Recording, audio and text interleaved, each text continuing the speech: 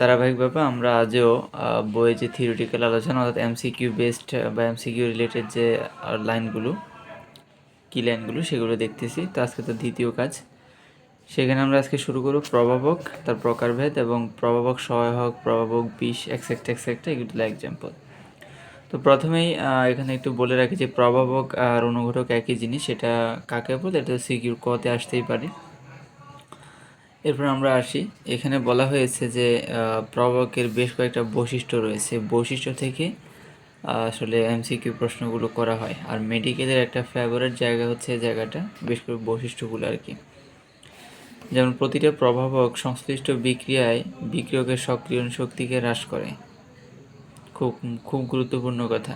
তাহলে বিক্রিয়ার সক্রিয়ণ শক্তিকে হ্রাস করে কে? প্রভাবক। সক্রিয়ণ শক্তিকে যদি হ্রাস করে তাহলে বিক্রিয়া খুব তাড়াতাড়ি ঘটবে। সক্রিয়ণ শক্তি যত বেশি, বিক্রিয়া তত স্লো, সেগুলো জানার কথা। এরপরে হয়েছে যে প্রভাবক উভমুখী বিক্রিয়ার সম্মুখমুখী ও পশ্চাৎমুখী উভয় বিক্রিয়ার গতিকে বৃদ্ধি করে। ঠিক আছে, তো এই যে মূল থিমগুলি এখানে আরও রয়েছে যে প্রভাবক কোনো উভমুখী বিক্রিয়ার সাম্যাবস্থাকে পরিবর্তন করতে পারে না, খুবই মূল থিম। এখানে পারে না বলছে, নিচের কোনটি সঠিক, নিচের কোনটি সঠিক নয়। এখন আমরা জানি প্রভাবক হচ্ছে যে বিক্রিয়ার গতি বাড়ায়, অথবা গতি বাড়ায় এমন না, গতি কমায়ও, প্রয়োজন অনুসারে কমে, প্রয়োজন অনুসারে বৃদ্ধি করে। এখন তাই বলে এটা সাম্যাবস্থার পরিবর্তন করে এমন না, সাম্যাবস্থার পরিবর্তন কখনোই একটা প্রভাবক করতে পারে না। ঠিক আছে, এরপরে কার্যকারিতা সুনির্দিষ্ট, মানে একটা লিমিটেশন অবশ্যই থাকে। বিক্রিয়া শেষে প্রভাবকের ভর বা গঠন এটার কোনো প্রকার পরিবর্তন ঘটে না, এটা যেই পরিমাণ দেওয়া হয়েছিল বিক্রিয়ার শুরুতে ঠিক সেই পরিমাণই থাকে। তো এইভাবে কথাগুলো এখানে বলা হয়েছে, বৈশিষ্ট্যগুলো, এগুলো একটু প্র্যাকটিস করতেই হবে। এরপর আমরা প্রকারভেদে চলে যাব। কার্যভিত্তিক প্রভাবক সমূহকে 4 ভাগে ভাগ করা হয়। কিসের অনুযায়ী? কার্য, মানে কীভাবে কাজ করতেছে সেটা অনুযায়ী। তো প্রথমে রয়েছে ধনাত্মক প্রভাবক। ধনাত্মক প্রভাবক কোনগুলো? যেই প্রভাবক একটা রাসায়নিক বিক্রিয়ায় যুক্ত হয়ে বিক্রিয়ার গতিকে কী করে? আরও বৃদ্ধি করে, সেটাকে বলবো ধনাত্মক প্রভাবক। আর এই প্রক্রিয়াটাকে বলা হয় ধনাত্মক প্রভাবন। তো এরকম ধনাত্মক প্রভাবক যেমন এখানে রয়েছে কি, যে আমি এক্সাম্পলগুলো একটু পরে আর গুছিয়ে এখানে রয়েছে সেটা আমি বলবো। তার আগে এখানে যেমন বিক্রিয়াটাকে আমরা দেখতে পাচ্ছি যে এখানে ম্যাঙ্গানিজ ডাইঅক্সাইড, এটাই বিক্রিয়ার গতিকে আরও বৃদ্ধি করেছে বলে সেটা ধনাত্মক প্রভাবক। ঋণাত্মক প্রভাবক তাহলে কাজ কি? উল্টা কাজ, সে বিক্রিয়ার গতিকে কী করবে? কমিয়ে দেবে। এখানে তো একটা এক্সাম্পল দেওয়া হয়েছে, টোটালি এক্সাম্পলটা আমি পরে বলবো, এখানে আর না বলি। এরপরে অটোপ্রভাবক বা স্বপ্রভাবক কোনটা, এগুলো একটু শিখতে হবে। এই যে এখানে কথাটা আছে, কোনো রাসায়নিক বিক্রিয়ায় উৎপন্ন পদার্থের একটি নিজেই তার প্রভাবকের ধর্ম সম্পূর্ণ হয়, তার নিজেই বিক্রিয়ার গতিকে বৃদ্ধি করে। অর্থাৎ তার মানে হচ্ছে স্বপ্রভাবক বা অটোপ্রভাবক হচ্ছে একটা উৎপাদ। মানে আমি যখন বিক্রিয়া শুরু করলাম তখন একটা দুটো উৎপাদ তৈরি হয়েছে, তার মধ্যে যে কোনো একটা উৎপাদ সে নিজেই প্রভাবকের ন্যায় কাজ করা শুরু করে দিয়েছে বিক্রিয়ার মধ্যে। কথাগুলো পড়লে বুঝবো। আমি যেটা আগে একবার আলোচনা করছি সেটা একটু দ্রুত এখান থেকে একটু যাওয়ার চেষ্টাই করব। এরপর হচ্ছে আবিষ্ট প্রভাবক।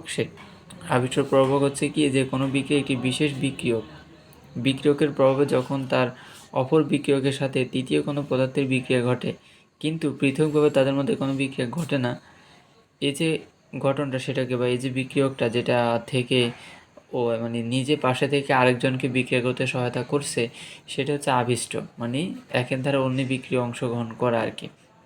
তো তাহলে আমরা কি শিখলাম? যে আবিষ্ট প্রভাবক হচ্ছে একটা বিক্রিয়ক, আর একটু আগে আমরা দেখে আসলাম কি, যে সেটা হচ্ছে আমাদের অটোপ্রভাবক, সেটা হচ্ছে কি একটা উৎপাদ। এরপর দেখো প্রভাবক সহায়ক এবং বা সহায়ক, এটাকে প্রভাবক প্রমোটরও বলা হয়। যে রাসায়নিক পদার্থের উপস্থিতি বা প্রভাবে বিক্রিয়ায় ব্যবহৃত কোনো প্রভাবকের প্রবণ ক্ষমতা আরও বৃদ্ধি পায়। মানে একটা প্রভাবক অলরেডি আছে, আমি এমন একটা রাসায়নিক পদার্থ যদি সেখানে উপস্থিত থাকে, তাহলে ওই প্রভাবকের প্রবণ ক্ষমতা যদি আরও বৃদ্ধি করে দেয়, তাহলে আমরা সেটাকে বলবো কি, যে প্রভাবক সহায়ক বা প্রভাবকের প্রমোটর। যেমন এখানে কথাগুলো বলা হয়েছে, এগুলো আরও ভালোভাবে জানতে পারবা। এরপর হচ্ছে প্রভাবক বিষ, মানে একটা প্রভাবকে প্রভাবন করার ক্ষমতাকে সে হ্রাস করে দিবে। ঠিক আছে, এটা যেটা করে তার উল্টাটা আর কি। এই যে সংজ্ঞাগুলো এখানে আছে, পড়লে বুঝবে, এবং এক্সাম্পলও আছে। এরপর রয়েছে আমাদের প্রকারভেদ, দ্বিতীয় প্রকারভেদ। এটা হচ্ছে বিক্রিয়ক উৎপাদ এবং ব্যবহৃত প্রভাবকের ভৌত অবস্থান ভিত্তিক, মানে তারা কি কঠিন, তরল না বায়বীয়, এই যে প্রকারভেদ রয়েছে, অবস্থান রয়েছে, সেটার উপর ভিত্তি করে সমসত্ব প্রভাবক ও অসমসত্ব প্রভাবক এবং এদের ক্রিয়াকে দুই শ্রেণীতে ভাগ করা, একটা সমসত্ব, একটা হচ্ছে অসমসত্ব। সমসত্ব মানে কি হোমোজেনাস ক্যাটালাইজড, মানে বুঝতে পারতেছো যে এই যে প্রভাবনের ক্ষেত্রে প্রভাবক সহ বিক্রিয়ার সব পদার্থ একই পেজ মানে একই অবস্থায় রয়েছে, তাদেরকে আমরা কি বলবো, সমসত্ব। ঠিক আছে। এরপরে এখানে গ্যাসীয় দশার ক্ষেত্রে, তরল দশার ক্ষেত্রে এক্সাম্পল দেওয়া হয়েছে। অসমসত্ব প্রবণ হয়েছে যে দুইটা ভিন্ন ভিন্ন দশায় থাকবে আর কি। তো আমি ওখানে যাওয়ার আগে এই পেজটা একটু দেখিয়ে দিতে চাই। সেটা হলো যে এখানে দেখো আমাদের কার্যভিত্তিক যে 4 প্রকার, তাদের প্রত্যেকের এক্সাম্পল এখানে দেওয়া হয়েছে। লাইকের ধনাত্মক প্রভাবক হচ্ছে আমাদের কি ম্যাঙ্গানিজ অক্সাইড, খনিজ অ্যাসিডগুলো। ঋণাত্মক প্রভাবক কারা দেখতেই পাচ্ছ, অটো, স্বয়ংক্রিয় বা কারা, সেটাও এখানে দেওয়া রয়েছে। আবিষ্ট, সমসত্ব, অসমসত্ব। এরপরে প্রভাবক সহায়ক বা প্রমোটর কারা এবং এর হচ্ছে প্রভাবক বিষ কারা, এগুলো আছে। এবং এই জায়গাটা থেকে একটা এমসিকিউ যে কোনো জায়গায় আসেই, এটা একদম মানে মুখস্থ করা আর কি। এখন আমি এটা দেখে আমার মনে পড়লো বা একটা সাজেশন দিতে পারি, সেটা হলো যে সহায়ক বইটাই কিনো না কেন, চেষ্টা করবা যে মূল বইয়ের সাথে যে গুরুত্বপূর্ণ যখন কোনো ডাটা পাচ্ছ, সেটা মূল বইয়ের সাথে এইভাবে অ্যাড করে দেওয়ার চেষ্টা করবে। কারণ আমি আজকে এই পড়াটা পড়তেছি, আরেকটা বই খুলে এই পড়াটা বের করে, যাতে এরকম না হয়, যাতে একটা বইতে যাতে সব পড়া চলে আসতে পারে। এই জন্য চেষ্টা করবা যে কিছু গুরুত্বপূর্ণ ডাটা থাকলে, বক্স থাকলে, এটা যাতে এইভাবে ফিনাপ দিয়ে বা আটা দিয়ে, এক পাশে আটা দিয়ে এন্ট্রি করে রাখতে পারো। এটা করে সুবিধা হবে যে আমি বইটা এখন পড়তেছি, এটার এক্সাম্পলগুলো একটু দেখে নিই। নাও আসো আমরা প্রবণ কৌশল আসলে এখানে বলা রয়েছে, যেমন সমসত্ব। সমসত্ব হচ্ছে অন্তর্বর্তী যৌগ গঠন, এবং হচ্ছে অসমসত্ব সেটা হচ্ছে অধিশোষণের মাধ্যমে প্রবণ। এগুলো সিকিউ যখন থিওরি যখন আলোচনা করেছি তখন এগুলো ব্যাখ্যা করেছি। এরপর রয়েছে এখানে আমাদের প্রভাবকের গুরুত্বের মধ্যে একটা লাইন রয়েছে যে অটোমোবাইল ক্যাটালাইটিক কনভার্টারে ব্যবহৃত যে প্লাটিনাম, সে প্লাটিনাম ধাতুর ভূমিকা হলো বায়ু দূষণ প্রতিরোধক যুদ্ধরূপে। তাহলে এখানে আমাদের প্লাটিনামের ভূমিকা কি অটোমোবাইল ক্যাটালাইটে কনভার্টে, সেটা এখানে বলছে আর কি। এরপরে আরও একটা বেশ কয়েকটা ভূমিকা এখানে বলছে, যেমন 4 নম্বর ভূমিকা হচ্ছে রাসায়নিক শিল্পে ব্যবহৃত প্রায় সকল প্রভাবকে কিন্তু অসমসত্তীয়। তো সেখান থেকে আমরা একটু এই জায়গাটাতে একটা আসি। এটা এর আগেও আমি 3 স্টার দিয়েছি এবং বলেছি এটা পড়তে হবে। যেমন এখানে কিছু বিক্রিয়া দেওয়া হয়েছে, অসমসত্তীয়, সমসত্তীয় বিক্রিয়া, তাদের প্রভাবককে, কোন শিল্পের ধাপভিত্তি, মানে কিসের জন্য আমরা এটাকে ব্যবহার করতেছি এই প্রভাবকটাকে বা এই বিক্রিয়াটাকে। তো সেখান থেকে আমরা কি কি উৎপাদ পাচ্ছি, কোথায় ব্যবহার করতেছি, এখানের হোল জায়গাটা মানে পুরো জায়গাটাই পড়তে হবে। যেমন কোন পদ্ধতিতে সালফিউরিক অ্যাসিড উৎপন্ন হয়, এটি স্পর্শক পদ্ধতিতে। উৎপাদনের কয়টা ধাপে সালফিউরিক অ্যাসিড উৎপন্ন হয়, 2টা ধাপে। সেখানে প্রভাবককে এটা, কোন বিক্রিয়া এটা, এবং কোথায় ইউজ করা হয় এটা। তো এইভাবে প্রতিটা বিক্রিয়াকে একটু ডিটেলসে যখন 2-3বার পড়বা, দেখবে এবার না দেখে বলে ফেলতে পারবা। এরপরে আসি জৈব প্রভাবক, যেটাকে আমরা এনজাইমে বলে থাকি, বায়োক্যাটালাইজড এনজাইম। তো এখানে প্রথমে শিখতে হবে কাকে বলে, এখানে এটা গুরুত্বপূর্ণ। এরপর রয়েছে এনজাইমের বৈশিষ্ট্য, এখানে এটা গুরুত্বপূর্ণ। যেমন আমি 3 নম্বর কথাটা যদি বলি, পুরো সবগুলোই পড়তে হবে। 3 নম্বরটা বলেছে যে প্রভাবন ক্রিয়ার প্রধান শর্ত হলো 37 ডিগ্রি সেলসিয়াস অথবা এর কাছাকাছি এবং পিএস এর মান 7-এর কাছাকাছি থাকা প্রয়োজন। এটা হচ্ছে অন্যতম প্রভাবন ক্রিয়ার শর্ত। তো সেখানে আরও বলেছে, সেগুলো একটু একটু পড়তে হবে আর কি। এরপরে এখানে একটা কথা বলেছে যে মোলার ঘনমাত্রায় গণনায় প্রমাণিত হয়েছে যে সাম্য মিশ্রণে 80% আমার হাইড্রোআয়োডাইড এবং 20% H2 এবং I2 মিশ্রণ থাকে। তো এগুলো একটু দেখবে, পার্সেন্টেজটা এখানে মনে রাখা দরকার। সাম্যাবস্থার গতিশীলতা বা চলমান প্রক্রিয়া, উভমুখী বিক্রিয়ার সাম্যাবস্থা একটি গতিশীল মানে স্থিতিশীল নয়, কখনো এটা স্থির হয় না, এটা সম্ভব না। এখানে একটা কথা হয়েছে, সাম্যাবস্থা অর্জনের পরে যখন অর্জিত হয়ে গেছে, তারপরে ট্রেসার হিসেবে অল্প পরিমাণ তেজস্ক্রিয় আয়োডিন সেটার নাম হচ্ছে 128 আর হচ্ছে 53, এই পাত্রে প্রবেশ করানো হয়। মানে এখানে যে বিক্রিয়াটা দেখাচ্ছে সেটার কথা এখানে বলছে। তো লাইন যেগুলো দাঁড়িয়ে সেগুলো তো পড়তে হবেই, কিন্তু পুরো পেজটাকেই পড়তে হবে, কেননা অনুধাবনমূলক প্রশ্নগুলো আনসার করার জন্য, বেসিক ক্লিয়ার করার জন্য পুরো লাইনগুলোই পড়তে হবে। এই পেজ যখন আমার পড়া হয়ে গেছে, দাগানো হয়ে গেছে, পরে আমি এই পেজের গুরুত্বপূর্ণ লাইনগুলো আবার চোখ বলাবো, সেটার জন্যই মূলত তাগিদ দেওয়া হচ্ছে। বাট পুরো পেজটাকে, বইটাকেই পড়া জরুরি। এরপরে রাসায়নিক সাম্যাবস্থার শর্ত বা বৈশিষ্ট্য। এখানে 4টি আবশ্যকীয় শর্ত বা বৈশিষ্ট্য আছে এবং এগুলো একবারে মুখস্থ রাখতে হবে। নিচের কোনটি শর্ত বা বৈশিষ্ট্য, নিচের কোনটি শর্ত বা বৈশিষ্ট্য নয়, এইভাবে কোশ্চেন করা হয়ে থাকে। এরপরে আমরা এখান থেকে যাচ্ছি নাও লা সাতেলিয়ার নীতিটা মুখস্থ রাখতে হবে সৃজনশীলের কয়ের জন্য। এরপরে হচ্ছে যে এখানে অনেকগুলো কথা বলছে, সেগুলো তো অবশ্যই পড়বেই। নাও আমি যে জায়গাটা দিয়ে যাচ্ছি সেটা আসলে প্রথমে এখানে আলোচনা করেছে সাম্যাবস্থায় তাপমাত্রা পরিবর্তনের প্রভাব। তো তাপ উৎপাদী বিক্রি হলে তোমার তাপমাত্রার প্রভাবটা কেমন থাকবে, বাড়ালে কি হবে, কমালে কি হবে, বা এই বিক্রিয়া তাপমাত্রার প্রভাব আছে কি না, এরকম কোশ্চেন করবে। মানে এই জায়গাটা হচ্ছে মূলত আমি সিকিউতে যে ব্যাখ্যাটা করেছি সেই ব্যাখ্যাগুলো বা সিকিউর আনসার যে জানবে সেই এই জায়গার এমসিকিউর আনসার করতে পারবে, সমস্যা হবে না, ঠিক আছে। তো এখানে দাগানো নাই বলতে এমন না, এটা সিকিউর ফুল পেজ, সেই জন্য এখানে তো দাগানো নেই, আর এই এমসিকিউগুলো তো অবশ্যই করতে হবে। না আসো, আমি আসলে চাপের জায়গায় এখানে একটা কনফিউশন দূর করার জন্য আসছি। সেটা কি, সাম্যাবস্থায় চাপের ভূমিকা আছে কি না বা চাপের প্রভাব আছে কি না, এই প্রশ্নটা একটা এমসিকিউ করা হয়, ঠিক আছে। নিচের কোন বিক্রিয়া চাপের প্রভাব নাই, নিচের কোন বিক্রিয়া চাপের প্রভাব আছে, বা একটা বিক্রিয়া দিয়ে বলবে এখানে চাপের প্রভাব আছে কি না। তো এইভাবে কোশ্চেনগুলো আসলে করা হয়ে থাকে। তো চাপের প্রভাব আছে কি না এটা কিভাবে বুঝবো? প্রথমত উৎপাদের মোল সংখ্যা ভালো করে বুঝতে হবে। নট উৎপাদের মোল সংখ্যা, উৎপাদের গ্যাসীয় মোল সংখ্যা। এখানে এটা যদি সলিড হতো তাহলে আমি এটা গণনায় আনতাম না। উৎপাদের গ্যাসীয় মোল সংখ্যা বিয়োগ বিক্রিয়কের গ্যাসীয় মোল সংখ্যা করে যদি সামথিং কিছু একটা ভ্যালু পাও, অর্থাৎ যদি একের বেশি কোনো সংখ্যা পাও আর কি, মানে উৎপাদের গ্যাসীয় মোল সংখ্যা যদি বিক্রিয়কের গ্যাসীয় মোল সংখ্যা অপেক্ষা বেশি হয়, তাহলে সেইখানে চাপের প্রভাবটা থাকবে, না হয় থাকবে না, ঠিক আছে। এখানে সে কথাগুলো রয়েছে। উৎপাদের মোল সংখ্যা বেশি হলে, যেমন এখানে উৎপাদের মোল সংখ্যা হচ্ছে 1, 2, বিক্রিয়কের হচ্ছে 1, এই ক্ষেত্রে গণমাত্রা বাড়লে কি হবে, মানে চাপ আরও বাড়লে কি হবে, কমালে কি হবে। আবার এই ক্ষেত্রে দেখো, প্রথমে হচ্ছে চাপের প্রভাব আছে কি না, প্রথমে আইডেন্টিফাই করবে চাপের প্রভাব আছে কি না। যখনই আমার দুইটা সমান হবে না, অর্থাৎ বিক্রিয়কের মোল সংখ্যা দেখো এখানে 4, উৎপাদের হচ্ছে 2, তার মানে ভিন্ন, তার মানে চাপের প্রভাব আছে। এখন চাপের প্রভাবটা কীরকম আছে, যে চাপ বাড়ালে কী হবে, কমালে কী হবে, সেটা একটু আইডেন্টিফাই করবা। কারণ একটু আগে আমরা যে বিক্রিয়াটা নিয়ে কথা বলছিলাম সেখানে আমাদের উৎপাদের মোল সংখ্যা বেশি, বিক্রিয়কের মোল সংখ্যা কম, মানে গ্যাসীয়।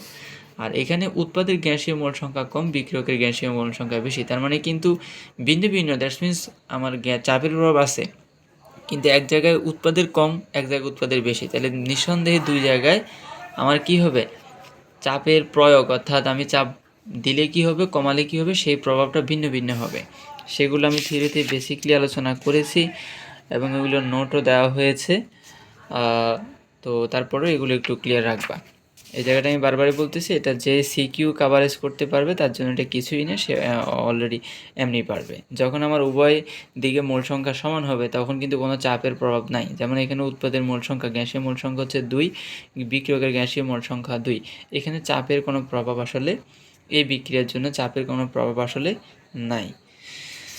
গেল নাও, এখানে অনেকগুলো বিক্রিয়া দিল। তারপর আসো শিল্প উৎপাদনে লা সাতেলিয়ার এর নীতি যে প্রভাবটা, এটা যে কোনো বই থেকে যখন পড়তে যাবা, নোটবুক থেকে পড়তে যাবা, তখন এখানে একটা ছোট পেজ পাবে।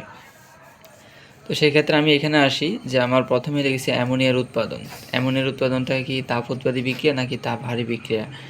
এখানে হেবার কোন পদ্ধতিতে উৎপাদন করা হয়েছে অ্যামোনিয়াকে সেটা একটু মনে রাখতে হবে। এরপরে এই বিক্রিয়ার চাপের প্রভাব আছে কিনা, তাপমাত্রার প্রভাব আছে কিনা, এগুলো চেক করবা যখন এমসিকিউ পড়তে যাবা। এরপরে লেখচিত্রগুলো একটু এত ডিটেলসে না, মানে এমসিকিউর জন্য এত ডিটেলসে পড়তে পারে, বাট সিকিউর জন্য পুরোটাই পড়তে হবে, ওটা তো আগেই বলেছি আমি। এরপরে ভরক্রিয়ার সূত্রটা যদি একটু দেখি, এটা কে দিয়েছে, ভরক্রিয়ার সূত্র কে দিয়েছে পরীক্ষায় আসে। ভরক্রিয়ার সূত্র দিয়েছিল বিজ্ঞানী নরওয়ে রাসায়নবিদ গুল্ডবার্গ, এবং দিয়েছিলেন পি ভাগে। দুইটা নামই মনে রাখতে হবে। নাও এখানে কিছু আসলে সামুদ্রিকের মান দিয়েছে, আসলে সেগুলো যদি একটু দেখো তাহলে ভালো হয়। বেশ, সবগুলো দেখা লাগবে না, প্রথম দুই একটা দেখলেই হবে।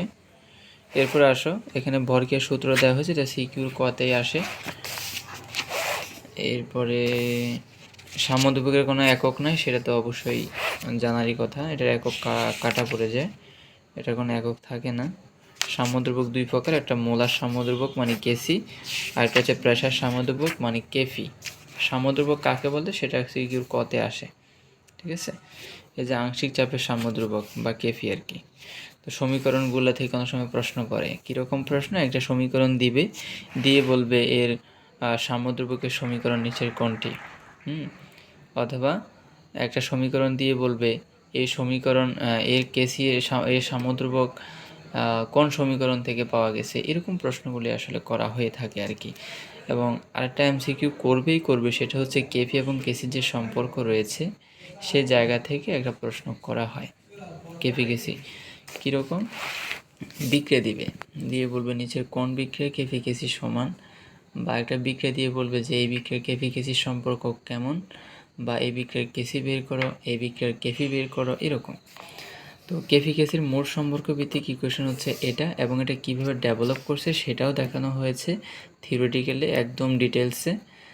এখানে আমি শুধুমাত্র সম্পর্ক বা এমসিকিউ যে জায়গাটা সেটা একটু আলোচনা করব, এই পুরো জায়গাটাই হচ্ছে এমসিকিউর। তো এখানে প্রথমে আমাদেরকে বলেছে যে এই যে আমাদের সূত্র KF equal KC into RT whole to the power del N, এই যে এখানে ডেল এনের উপরেই কিন্তু মোটামুটি নির্ভর করে। কীরকম, যে আমার ডেল এনটা কি, ডেল এনটা হচ্ছে উৎপাদের মোল সংখ্যা বিয়োগ বিক্রিয়কের মোল সংখ্যা, উৎপাদের মোল সংখ্যা বিয়োগ বিক্রিয়কের মোল সংখ্যা, এখানে ডেল এন বলতে সেটা বোঝায়।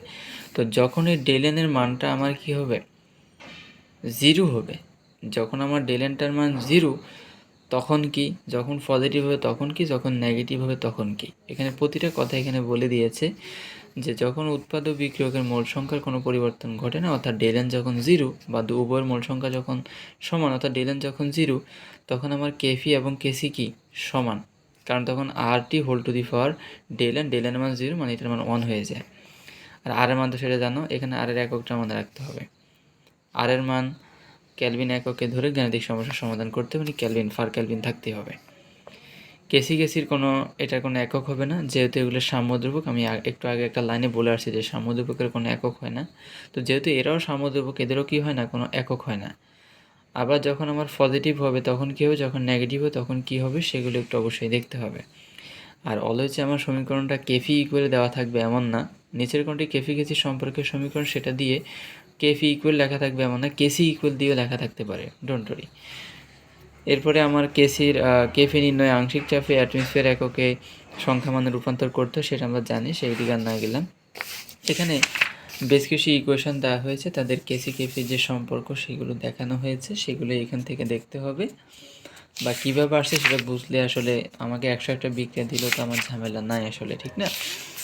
তো এই পেজগুলো সেই গাণিতিক পর্যন্ত আলোচনা করা হয়েছে, কেসি এবং কেফি কী, এর মধ্যে সম্পর্ক কী, একটা বিক্রিয়া থেকে কীভাবে কেফি কেসি বের করা হয়েছে, কেসি বের করার পরে কীভাবে কেফি নির্ণয় করা হয়েছে, এক্সেট্রা। তো আজকে এই পর্যন্তই থাকুক, এবং বই দাগালেই হবে না, বই দাগানোর পাশাপাশি আলোচনা এইগুলো একটু পড়ে ফেলতে হবে, লেখার কোনো দরকার নেই, বাট কারণ আমি থিওরি লিখিয়েছি, পড়িয়েছি এখানে, তারপরেও যেগুলো একটু লেখো না, এর আগে গুরুত্বপূর্ণ লাইন লেখা হয় না, যারা লিখতে পারো, তবে পড়াটা এখানে বেশি জরুরি।